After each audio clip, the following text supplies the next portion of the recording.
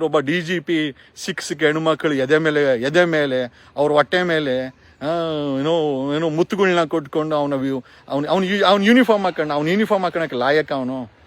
ರಾಮಚಂದ್ರ ರಾವ್ ನೀನ್ ಲಾಯಕೇನಲ್ಲಿ? ಕರ್ನಾಟಕ ರಾಜ್ಯ ಪೊಲೀಸ್ ಇಲಾಖೆಯಲ್ಲಿ ಒಂದೊಂದು ಅಧಿಕಾರಿಗಳು ಒಂದೊಂದು ಮುತ್ತು ರತ್ನಾರಿ ಇವ್ರಿ ಅಗ್ಗಿತೆಗ್ ಬೆಂಕಿ ಯಾಕ. ನಮಸ್ಕಾರ ಕರ್ನಾಟಕ.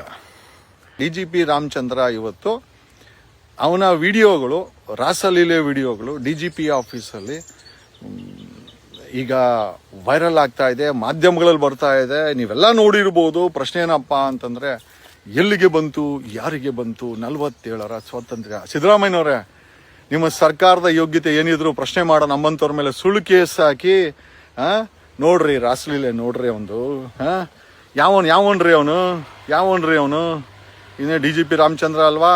ಅವನ ಮಗಳೇ ಅಲ್ಲ. 2 ರಿಂದ 3 ವರ್ಷ DGP ಕಾರನ್ನ ಬಳಸಿ ಸ್ಮಗ್ಲಿಂಗ್ ಮಾಡಿದ್ದು ದುಬೈದಿಂದ. ಅದೇ ಕೇಸಲ್ಲೇ ಎಲ್ಲ ಅವಳು ಇವಾಗ ಪರಬ್ ನಗರದಲ್ಲಿರೋದು, ಇನ್ನೊಬ್ಬ ಹುಡುಗ ಎಲ್ಲ ಸೇರ್ಕೊಂಡು ಇರೋದು.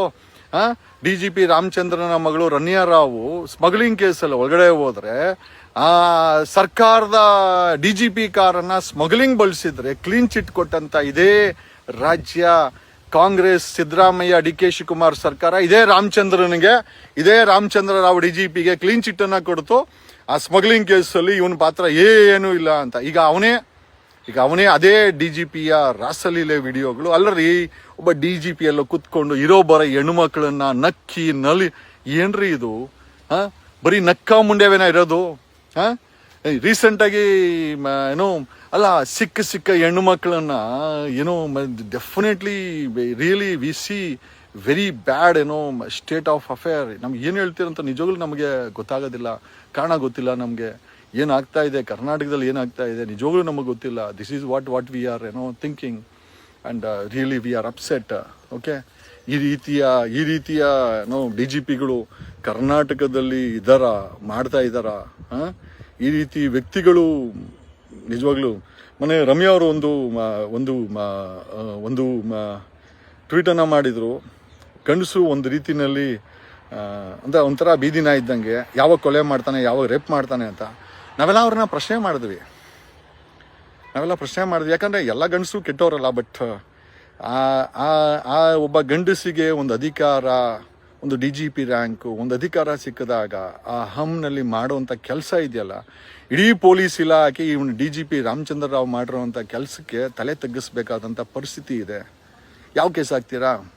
ಕರ್ನಾಟಕದ ಮಹಿಳಾ ಆಯೋಗ ನೋಡ್ರಿ ಮೇಡಮ್, ಕರ್ನಾಟಕ ಮಹಿಳಾ ಆಯೋಗದ ಮೇಡಮ್ ಅವರೇ, ನಾಗಲಕ್ಷ್ಮಿ ಚೌಧರಿ ಅವರು ನೋಡ್ರಿ, ಹೆಣ್ಣು ಮಕ್ಕಳನ್ನ ಯಾವ ರೀತಿ ಅಧಿಕಾರದಲ್ಲಿರುವಂಥ ಅಧಿಕಾರಿಗಳು, ಇದು 99% ಅಧಿಕಾರಿಗಳೆಲ್ಲ ಇದೇ ಥರನೇ ಇರೋದು. ನನಗೆ ಎಷ್ಟೋ ಜನ ಹೇಳ್ತಾರೆ ವಿಧಾನಸೌಧ ಒಂದು ರೀತಿ ಇದೇ ಥರ ಸ್ಟೇಟ್ ಆಫ್ ಅಫೇರ್ ಇಟ್ಕೊಂಡು ಅಧಿಕಾರಿಗಳು ಇದೇ ಥರನೇ ಮಾಡ್ತಾರೆ ಅಂತ. ನಾನು ನಂಬಿರಲಿಲ್ಲ. ಬಟ್ DGP ರಾಮಚಂದ್ರನ ಈ ರಾಸಲೀಲೆ ವಿಡಿಯೋಗಳನ್ನು ಇವತ್ತು ನೋಡಿದ ಮೇಲೆ ನಿಜವಾಗ್ಲೂ ಪುಣ್ಯ ಅನಿಸ್ತಾ ಇದೆ. 78 ವರ್ಷಗಳ ನಂತರ ಇಂಥ ಪುಣ್ಯ ಭೂಮಿಯಲ್ಲಿ ನಾವು ಹುಟ್ಟಿದೀವಿ. ಇಂಥ ಭ್ರಷ್ಟರ ಆಡಳಿತದಲ್ಲಿ ಒಬ್ಬ ಕಾಕಿ ಹಾಕೊಂಡ್ರಂಥ DGP ಒಂದು ದೊಡ್ಡ ಪೊಲೀಸ್ ಸಮುದಾಯಕ್ಕೆ, ರಾಜ್ಯಕ್ಕೆ ಆಗುವಂಥ DGP ಇವತ್ತು ಸಿಕ್ಕ ಹೆಣ್ಣುಮಕ್ಕಳನ್ನ ನಕ್ಕತಾನೆ ಅಂತಂದ್ರೆ, ಆ ನಕ್ಕಿರೋ ವಿಡಿಯೋಗಳು ಲೀಕ್ ಆಗ್ತವೆ, ಅವು ವೈರಲ್ ಆಗ್ತವೆ, ಜನ ಚೀತು ಅಂತ ಉಗಿತಾರೆ.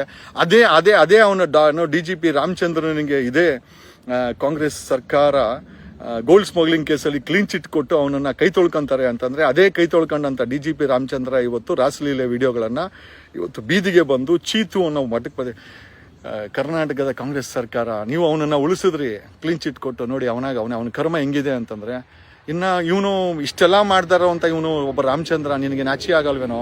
ಆ ಯೂನಿಫಾರ್ಮ್ ಹಾಕೊಂಡು ಬಾಳ್ತಿಯಲ್ವೋ? ನೀನು ಈ ಬಾಳ್ತಾ ಇರೋನು ಆ ರನ್ಯಾ ರಾವ್ಗೆ ಗೋಲ್ಡ್ ಸ್ಮಗ್ಲಿಂಗ್ ಕೇಸಲ್ಲಿ ನೀನು ಸಪೋರ್ಟ್ ಮಾಡಿಲ್ಲ ಅಂತ ಏನು ಗ್ಯಾರಂಟಿ? ಈ ಮಾತುಗಳನ್ನ ಕೇಳುತ್ತಾ ಒಂದಂತೂ ನಿಜ. ಓಕೆ, ಇವನನ್ನ ಏನು ಮಾಡ್ತೀರಾ? ಇಂಥ ವ್ಯಕ್ತಿನ ಸೀಟಲ್ಲಿ ಕೊಂಡಿಸ್ತೀರಾ? ನಾಚಿಕೆ ಗೀಚಿಕೆ ಇಲ್ವಲ್ಲ? ಬೇಕಾದ್ರೆ ಕೊಂಡಿಸ್ತೀರ ಬಿಡ ನೀವು. ಯಾಕಂದ್ರೆ ಕಾಂಗ್ರೆಸ್ ಸರ್ಕಾರ ನೀವು ಎಂತೋರು ಅಂತಂದ್ರೆ ನೀವು ಏನು ಮಾಡೋಕ್ಕೂ ಏಸಲ್ಲ. ಅಲ್ಲ, ಯಾರೋ ನಮ್ಮಂಥವ್ರು ಪ್ರಶ್ನೆ ಮಾಡಿದೆ ಸುಳ್ಳು ಕೇಸ್ ಹಾಕಿ ನಮ್ಮ ಮನೆಗಳ ಹತ್ರ ಪೊಲೀಸರು ಕಳ್ಸೋಂಥವ್ರು ಒಬ್ಬ DGP ಸಿಕ್ಕ ಹೆಣ್ಮಕ್ಳು ಎದೆ ಮೇಲೆ ಅವ್ರ ಹೊಟ್ಟೆ ಮೇಲೆ ಮುತ್ತುಗಳನ್ನ ಕೊಟ್ಕೊಂಡು ಅವನ ಯೂನಿಫಾರ್ಮ್ ಹಾಕೋಣಕ್ಕೆ ಲಾಯಕ ಅವನು. ರಾಮಚಂದ್ರ ರಾವ್ ನೀನ್ ಲಾಯಕೇನಲ್ಲಿ? ನಿನ್ನ ಪೋಷಿಸ್ತಾರೋ ಅಂತ ಈ ಕಾಂಗ್ರೆಸ್ ಸರ್ಕಾರ ನಿನ್ಗೆ ಕ್ಲೀನ್ ಚಿಟ್ ಕೊಟ್ರಲ್ಲೋ? ನಿನ್ ಮಗಳ ಕೇಸಲ್ಲಿ ಕಾರನ್ನ ಬಳಸ್ತಿದ್ದವಳು ಇದೇ ಕಾರನ್ನೇ ಬಳಸಿದ್ದು ಮಗಳಿಂಗೆ ಕ್ಲೀನ್ ಚಿಟ್ ಕೊಟ್ರಲ್ಲೋ ಅವ್ನ ಅಡಿಷನಲ್ ಸೆಕ್ರೆಟರಿ. ಇನ್ನು ಎಷ್ಟ್ರ ಮಟ್ಟಿಗೆ ಇನ್ಫ್ಲೂಯೆನ್ಸ್ ಬಳಸಿರ್ಬೋದು ನೀನು? ನಾಚಿಕೆ ಆಗತ್ರಿ ಇಂಥ ವ್ಯವಸ್ಥೆ, ಇಂಥ ಸರ್ಕಾರ, ಇಂಥ ಭ್ರಷ್ಟರು, ಇಂಥ ಪೊಲೀಸ್ ಕಾಕಿ ಹಾಕೊಂಡ್ರು ಅಂತ ರಾಮಚಂದ್ರ, ಆ ದೇವರು ರಾಮಚಂದ್ರನ ಇಸ್ಕೊಂಡು ಮಾಡ್ತಾ ಇರೋದೆಲ್ಲ ಬರೀ ರೇಪಿಸ್ಟ್ ಕೆಲ್ಸಗಳೆಲ್ಲನೋ ನಿಮ್ಮಂಥವ್ರಿಂದನೇ. ಇಡೀ ಆ ರಮ್ಯಾ ಯಾಕಂದ್ಲು ಅಂತ ಅವತ್ತು ಆ ಆಕ್ಟ್ರೆಸ್ ರಮ್ಯಾ ಯಾಕಂದ್ಲು ಅಂತ ನಮ್ಗೆ 2 ದಿವಸ ಚಿಂತೆ ಬಂತು. ನಿನ್ನಂತ ವ್ಯಕ್ತಿಗಳು ಇರ್ಬೇಕಾದ್ರೆ ಏನು ಅನ್ನಕ್ಕಾಗಲ್ಲೋ?